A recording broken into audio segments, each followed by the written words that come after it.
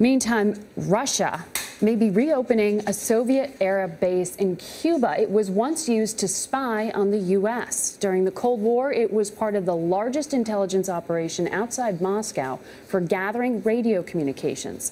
Jan Crawford is in Washington with the Kremlin's latest maneuver. Jan, good morning.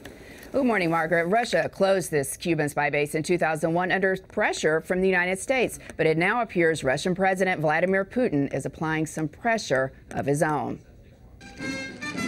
Putin reached the provisional agreement to reopen a Russian Cold War-era spy base while visiting Cuba last week.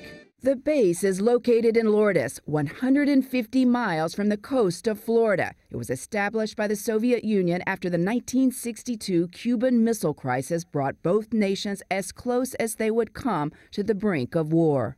Our resolution will call for the prompt dismantling and withdrawal of all offensive weapons in Cuba. The base was open from 1967 to 2001 and was a very substantial facility at its peak with about 3,000 people. As chief of the Cuban Armed Forces in the 1990s, Raúl Castro boasted that 75% of Russian intelligence on America was gathered from Brother Fidel's small island nation.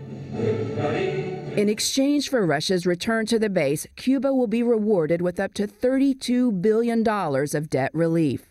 News of Russia's plan to reopen the base comes at a time of tense Russian-American relations. Good afternoon, everybody. And coincides with President Obama's announcement for more sanctions against Russia for refusing to curb separatist violence in Ukraine.